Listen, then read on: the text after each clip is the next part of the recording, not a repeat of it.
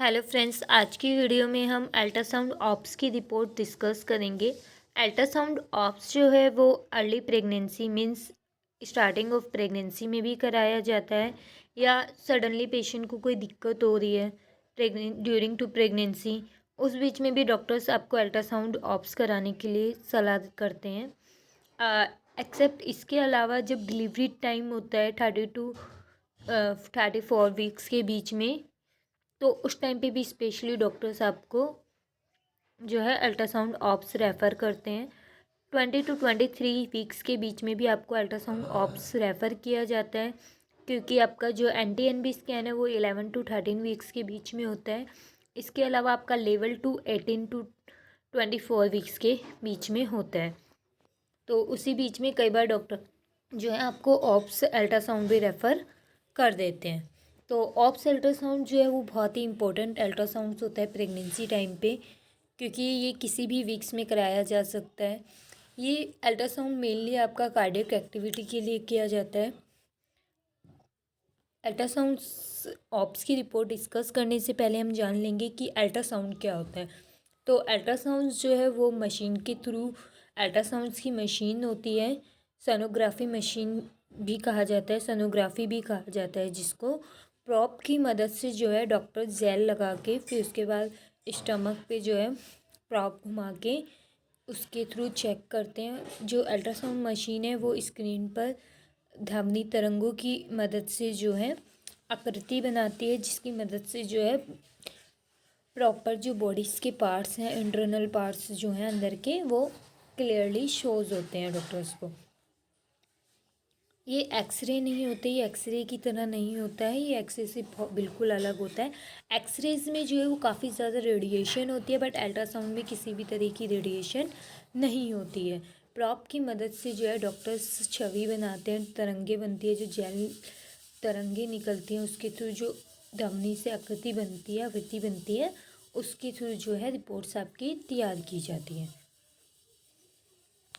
Ultrasound ops क्या होता है? तो जब अल्ट्रासाउंड ऑप्स जो है वो गर्भाशय में जो है गर्भाशय का किया जाता है, मेन प्रेगनेंसी टाइम पर जो है वो किया जाता है। अल्ट्रासाउंड ऑप्स में जो है जो बेबी बन रहा होता है, प्लेसेंटा जो होता है, गर्भाशय जो होता है, उसको स्कैन करके उसको देखकर उसकी रिपोर्ट्स बनाई जाती हैं। डॉपलर अल्ट्रासाउंड्स जो होते हैं वो होते हैं हमारी आर्टरियल और वेन्स के, मीन्स जो हमारे शरीर में जो खून जा रहा है नसों के थ्रू, उसका प्रवाह चेक करने के लिए जो है वो डॉपलर अल्ट्रासाउंड्स किए जाते हैं। अल्ट्रासाउंड्स ऑप्स जो है वो किस तरीके से किस यूज़ में जो है वो बेनिफिटली होता है?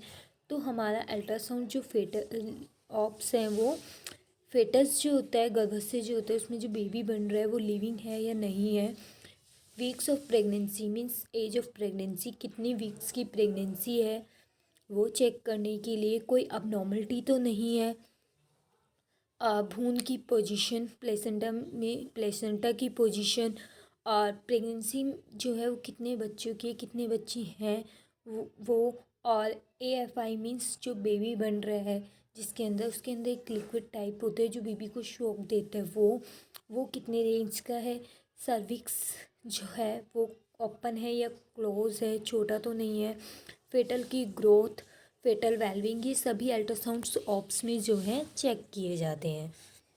फिर आता है हाउ शुड आई प्रिपेयर। तो कभी भी आप अगर प्रेगनेंसी का कोई भी अल्ट्रासाउंड्स कराने जाते हैं तो खाना खा के जाएं, क्योंकि जब खाना खा के जाते हैं तो उस बीच में उस वक्त पे क्या होता है, बेबी जो है वो प्रॉपर मूवमेंट कर रहा होता है, तो उस टाइम पे बच्चे की जो है प्रॉपर कंडीशन डॉक्टर्स को पता चलती है। और लूज टाइप कपड़े पहन के जाएं।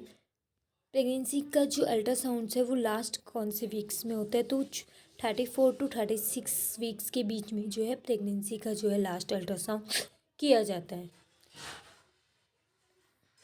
बच्चे का जो सिर है वो कौन से महीने में नीचे की तरफ होता है? Means posterior sorry posterior position में होता है, मीन्स बच्चे का सिर जो है वो नीचे की तरफ होता है। तो 34 to 36 वीक्स के बीच में जो है नॉर्मल डिलीवरीज में जो है बच्चे का सिर नीचे होता है 34 to 36 वीक्स के बीच में।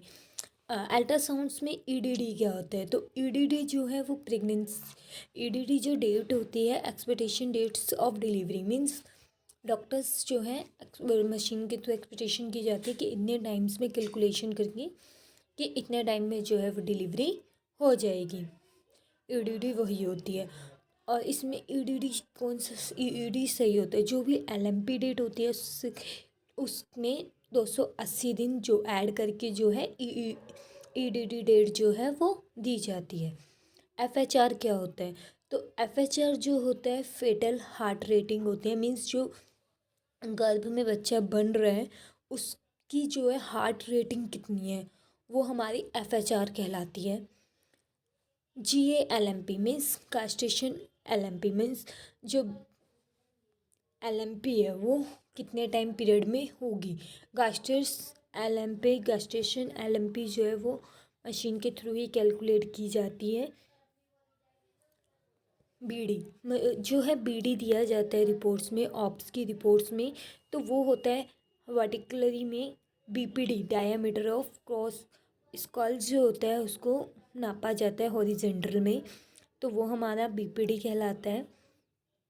फिर आता है BPD जो है नॉर्मल कितना होता है? तो इसका 9.5 अप्रॉक्सीमेट नॉर्मल होता है 13 वीक्स में। HC हम इस पिक्चर में आप देख सकते हैं, राउंड सर्कल में हेड का मेजरमेंट किया जाता है, वो हमारा HC कहलाता है। फिर आता है अब्डोमन सर्कमटेंस। तो अब्डोमन सर्कमटेंस जो होता है वो अब्डोमन को क्रॉसली जो है मेज़र किया जाता है, वो हमारा अब्डोमन सर्कमटेंस होता है। फेमर लेंथ जो है वो थाई की लेंथ होती है, उसको फेमर कहा जाता है। EFWT वेट ऑफ बेबी होता है, गर्भाशय में बच्ची का वेट कितना है। Cervical length is adequate, cervical length जो होती है वो मेज़र की जाती है कि एडिक्यूट का मतलब होता है वो नॉर्मल रेंज में, वो ज़्यादा नहीं है।